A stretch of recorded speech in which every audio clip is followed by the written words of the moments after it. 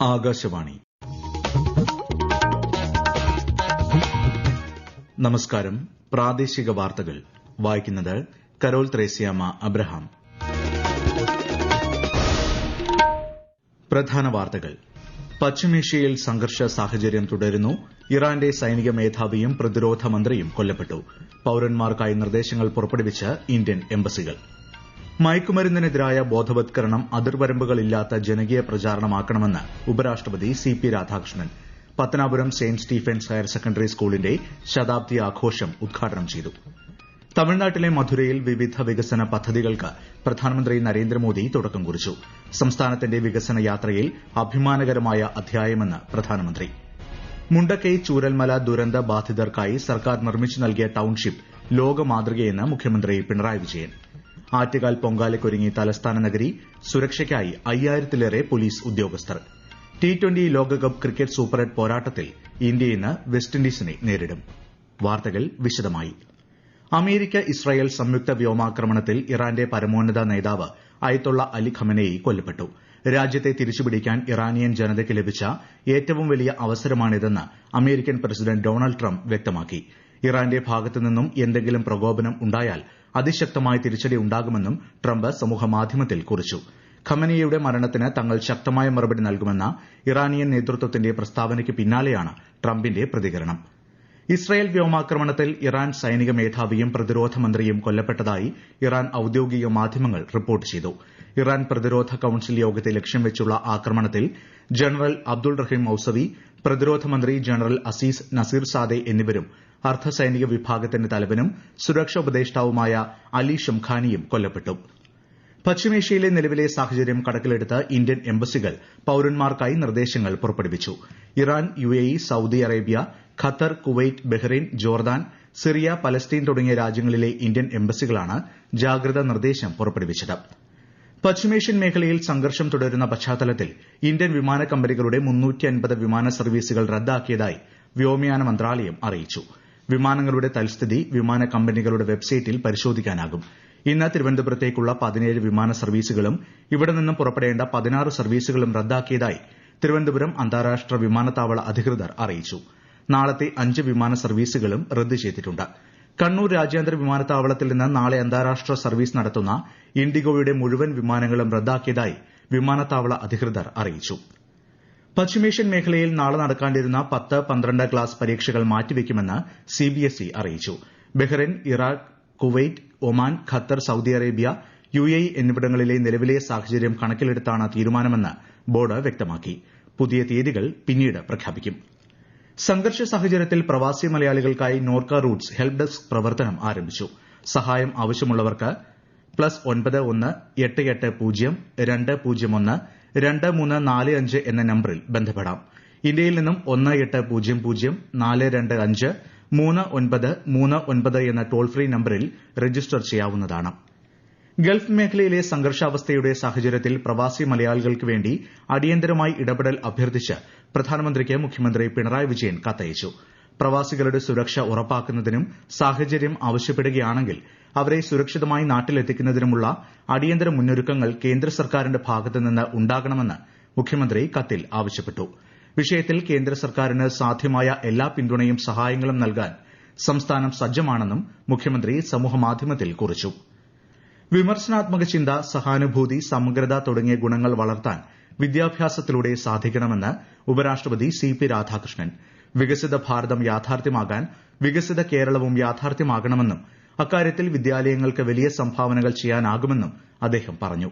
Pathanapuram saint Stephen's higher secondary സ്കൂളിന്റെ ശതാബ്ദി ആഘോഷം ഉദ്ഘാടനം ചെയ്യുകയായിരുന്നു ഉപരാഷ്ട്രപതി.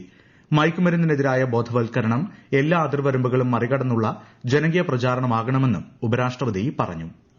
I also urge you all always to say no to drugs. This is another dangerous thing that is spreading among our youngsters, which we never thought of when we were young. We all must united make an awareness that no narcotic drugs can spoil any child of our society. We should build a people's movement against these drugs. Governor Rajendra Vishwanath Arlekar കേന്ദ്ര സഹമന്ത്രി Suresh Gopi Kodikunnil Suresh MP മന്ത്രിമാരായ K N Balagopal K B Ganesh Kumar തുടങ്ങിയവർ പരിപാടിയിൽ പങ്കെടുത്തു. തമിഴ്നാട്ടിലെ മധുരയിൽ 4400 കോടി രൂപയുടെ അടിസ്ഥാന സൌകര്യ പദ്ധതികൾ പ്രധാനമന്ത്രി നരേന്ദ്രമോദി രാഷ്ട്രത്തിന് സമർപ്പിച്ചു. തമിഴ്നാടിന്റെ വികസന യാത്രയിൽ അഭിമാനകരമായ അധ്യായമാണ് ഇതെന്ന് അദ്ദേഹം പറഞ്ഞു. കുംഭകോണം, ഏർക്കാട്, വെല്ലൂർ എന്നിവിടങ്ങളിലായി 3 പുതിയ ആകാശവാണി FM റിലേ ട്രാൻസ്മിറ്ററുകളും പ്രധാനമന്ത്രി ചടങ്ങിൽ ഉദ്ഘാടനം ചെയ്തു. I am pleased to inaugurate Akashvani's new FM relay transmitters in Kumbhakonam, Yerkad and Vellore. These radio stations will be dedicated to your service from today. മധുരയിൽ എൻഡിഎ റാലിയെ അഭിസംബോധന ചെയ്ത ശ്രീ മോദി തിരുപ്പറംകുன்றത്തെ അരുൾമിഗു സുബ്രഹ്മണ്യസ്വാമി ക്ഷേത്രത്തിൽ ദർശനവും നടത്തി. കേന്ദ്ര സഹമന്ത്രി എൽ മുരുകൻ സന്നിഹിതനായിരുന്നു. ദുരന്തബാധിതർക്കായി സർക്കാർ നടപ്പിലാക്കിയ ടൌൺഷിപ്പ് ലോകമാതൃകയെന്ന് മുഖ്യമന്ത്രി പിണറായി വിജയൻ. മുണ്ടക്കെ ചൂരൽമല ദുരന്തബാധിതർക്കുള്ള കൽപ്പറ്റ ടൌൺഷിപ്പിന്റെ ആദ്യഘട്ട ഉദ്ഘാടനം നിർവഹിക്കുകയായിരുന്നു അദ്ദേഹം. ചടങ്ങിൽ ടൌൺഷിപ്പിന്റെ ആദ്യഘട്ട ഗുണഭോക്താക്കളായ 178 കുടുംബങ്ങൾക്ക് വീടുകൾ കൈമാറി. ഉരുൾപൊട്ടൽ ബാധിച്ച ചൂരൽമലയിലെ 13 പട്ടികവർഗ കുടുംബങ്ങൾക്ക് മേപ്പാടി പുതിയ വില്ലേജിൽ ടൌൺഷിപ്പ് നിർമ്മിക്കും. വെള്ളരിമല വില്ലേജിലെ 5 ഹെക്ടർ ഭൂമിയിലാണ് എൽസ്റ്റണിലേതിന് സമാനമായ ടൌൺഷിപ്പ് നിർമ്മിക്കുന്നത്. ഏറാട്ടുകുണ്ട്, പുഞ്ചിരിമട്ടം, പുതിയ വില്ലേജ് ഉന്നതികളിലെ 13 കുടുംബങ്ങൾക്ക് ഭൂമിയുടെ കൈവശ രേഖ കൈമാറി. ഓരോ കുടുംബത്തിനും 10 സെന്റ് ഭൂമിയുടെ രേഖയാണ് നൽകിയത്. ഈ വാർത്തകൾ ആകാശവാണിയിൽ നിന്ന്. ആകാശവാണി വാർത്തകളും വാർത്താ അധിഷ്ഠിത പരിപാടികളും All India Radio news Thiruvananthapuram YouTube ചാനലിലും at All India Radio news Thiruvananthapuram Facebook പേജിലും AIR ന്യൂസ് _ ഇൻസ്റ്റഗ്രാം അക്കൌണ്ടിലും at AIR news _TVM X ഹാൻഡിലും ലഭ്യമാണ്. സംസ്ഥാനത്ത് ഈ വർഷം ജനുവരി 1-ന് 18 വയസ്സ് പൂർത്തിയായിട്ടും തീവ്ര വോട്ടർ പട്ടിക പരിഷ്കരണ സമയത്ത് പേര് ചേർക്കാൻ സാധിക്കാത്തവർക്ക് പട്ടികയിൽ പേര് ചേർക്കാൻ അവസരം. നാമനിർദ്ദേശ പത്രിക സമർപ്പിക്കാനുള്ള അവസാന തീയതി വരെ പേര് ചേർക്കാം.